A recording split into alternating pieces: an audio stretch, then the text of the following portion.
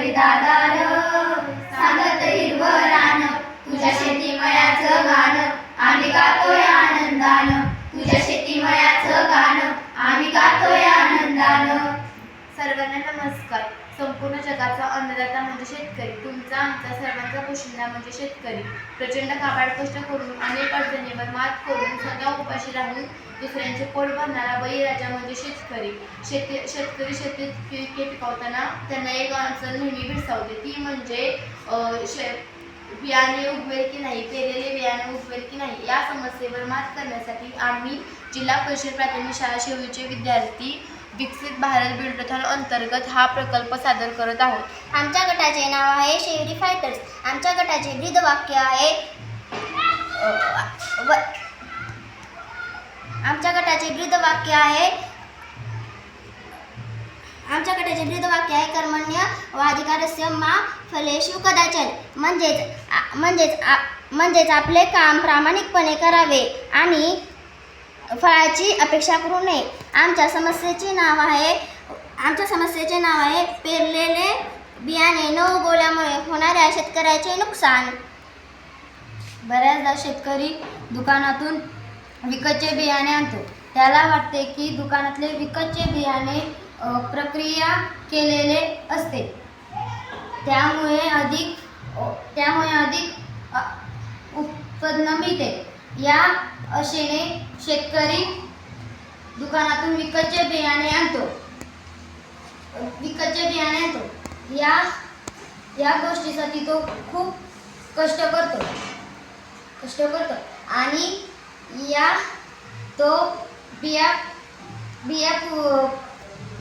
करण्यापूर्वी तो शेतीत नांगरणी कुळपणी करून मशागत करतो. पाऊस पडल्यानंतर तो शेतात नांगरणी करतो. त्याला फक्त एकच चिंता पडते, ती म्हणजे आपण बिया पेरलेल्या आहेत, पण त्या कधी उगवू शकतील किंवा कधी उगवू शकत नाही. ही समस्या आपल्याला या प्रकल्पाने सोडवता येईल. प्रथम आपण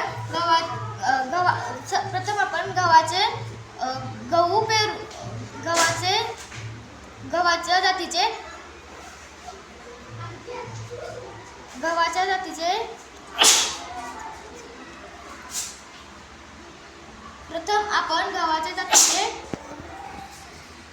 बी पेरूयात. हे लोकवन गहू आणि हे देशी गहू आहेत. प्रत्येकाच्या आपण 10 बिया पेरलेल्या आहेत. प्रत्येकाच्या आपण 10 बिया पेरूया.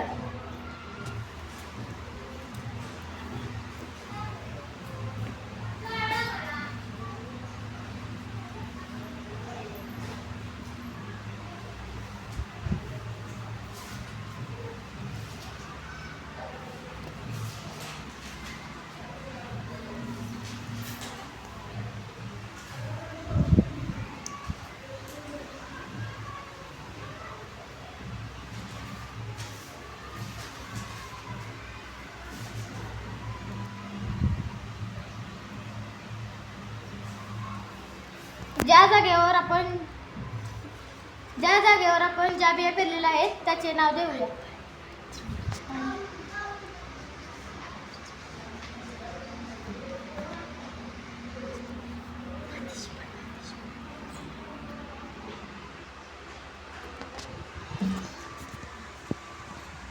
गहू उगवण्यासाठी साधारण 3 ते 5 दिवस लागतात. साधारण 5 दिवसानंतर आपण पेरणी केलेले गहू कसे उगवले आहे ते तपासूया. ज्या जातीचे गहू जास्त प्रमाणात उगवले आहे त्या जातीचे गहू आपण पेरणीसाठी वापरूया. धन्यवाद.